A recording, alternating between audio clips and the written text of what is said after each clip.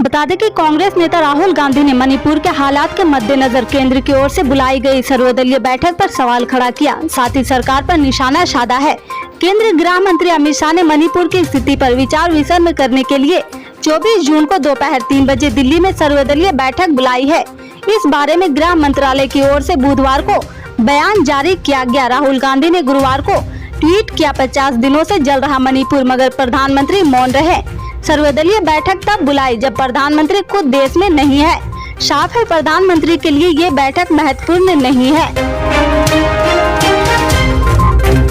बता दें कि बुधवार और गुरुवार की दरमियानी रात में मुंबई के महिमा इलाके में कुछ ऐसा हुआ जिसने महाराष्ट्र की राजनीति में हलचल मचा दी। इस इलाके में होर्डिंग लगे हुए थे जिसमें महाराष्ट्र के पूर्व मुख्यमंत्री उद्धव ठाकरे और वंचित बहुजन अघाड़ी के प्रमुख प्रकाश अम्बेडकर को मुगल बादशाह औरंगजेब से गले लगाते हुए दिखा गया था। होर्डिंग पर मराठी में एक संदेश भी लिखा था जिसका अनुवाद इस प्रकार किया जा सकता है, प्रकाश अम्बेडकर औरंगजेब की धुन पर नाच रहे हैं और उद्धव ठाकरे उनका साथ दे रहे हैं। मुंबई पुलिस का कहना है कि हेड स्टेट औरंगजेब के लिए उद्धव ठाकरे वाले यह पोस्टर रात में लगाए गए थे और इसे लेकर अभी तक कोई सूचना नहीं मिली और यह किसका काम है। पुलिस अधिकारी का कहना है कि होर्डिंग हटा दिए गए हैं और अब तक कोई शिकायत दर्ज नहीं हुई है।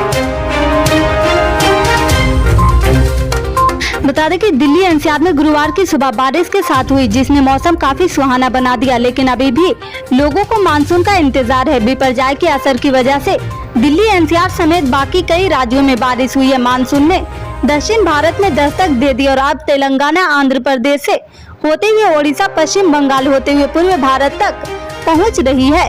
इस बीच देश भर में मौसम ठंडा बना हुआ है। मौसम विभाग की माने तो अभी किसी भी राज्य के हीट वेव चलने के कोई आसार नहीं है और अलग अलग राज्यों में बारिश होने की आशंका बनी हुई है।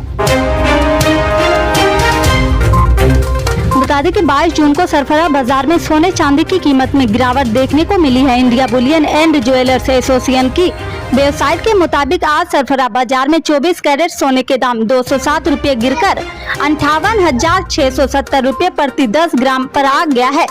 वहीं 22 कैरेट सोने की कीमत 53,742 रुपये रह गई। इस महीने अब तक सोने की कीमत में 1,400 रुपये से ज्यादा की गिरावट आई है। बता दें कि राज्य सरकार ने रोडवेज की बसों में सफर करने पर महिलाओं के लिए रियायत का दायरा बढ़ाया। राज्य की सीमा में अब राजस्थान राज्य पथ परिवहन निगम की समस्त श्रेणी की बसों में यात्रा करने पर महिलाओं एवं बालिकाओं को 50% की रियायत दी जाएगी। मुख्यमंत्री अशोक गहलोत ने इस संबंध में प्रस्ताव को स्वीकृत कर दिया है। प्रस्ताव के अनुसार निगम की सभी श्रेणी की बसों में यात्रा करने पर महिलाओं एवं बालिकाओं का आधा किराया ही लगेगा। अभी केवल असाधारण श्रेणी की बसों में यात्रा करने पर ही महिलाओं एवं बालिकाओं को 50% की छूट दी जा रही। बता दें कि हिंदू हो या मुसलमान, हर धार्मिक समुदाय के लोग देश के जटिल तलाक कानून से मुक्ति चाहते हैं। सभी धर्मों के लोगों का मानना है कि देश में तलाक लेने की प्रक्रिया बहुत ही जटिल है। यदि एक पक्ष ना चाहे तो दूसरे पक्ष के लिए तलाक लेना लगभग असंभव सा हो जाता है। ऐसी स्थिति में लोगों को लंबे समय तक के लिए अदालत के चक्कर काटने पड़ते हैं। कई बार इन परिस्थितियों में ज्यादा खतरनाक परिणाम सामने आते, जहां पति या पत्नी अपने जीवन साथी से छुटकारा पाने के लिए गैर कानूनी रास्ते भी अपना लेते हैं। संभवतः इन्हीं परिस्थितियों का परिणाम है कि पुरुष और महिला समान रूप से चाहते हैं कि देश के लिए बनाए जाने वाली समान नागरिक संहिता में पति पत्नी के लिए तलाक लेने की एक समान अवसर उपलब्ध कराया जाना चाहिए।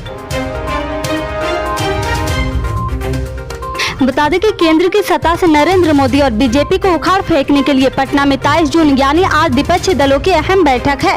बैठक में 2024 के लोकसभा चुनाव के लिए रणनीति तैयार की जाएगी। इस बैठक में शामिल होने के लिए नेता 22 जून से ही यहां आ रहे हैं।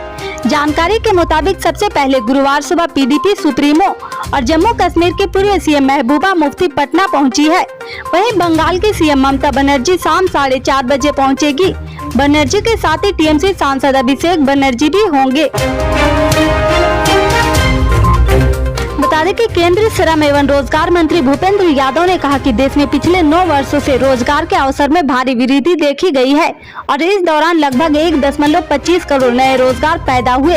अपने मंत्रालय की तरफ से किए गए कई संस्थान आधारित श्रम सर्वेक्षण का जिक्र करते हुए यादव ने कहा कि वर्ष 2014 से 2022 के बीच करीब 1.25 करोड़ नए रोजगार के अवसरों का सृजन। उन्होंने नरेंद्र मोदी सरकार के पिछले 9 साल की कार्यकाल की उपलब्धियों को रेखांकित करने के लिए आयोजित संवाददाता सम्मेलन में यह दावा किया है।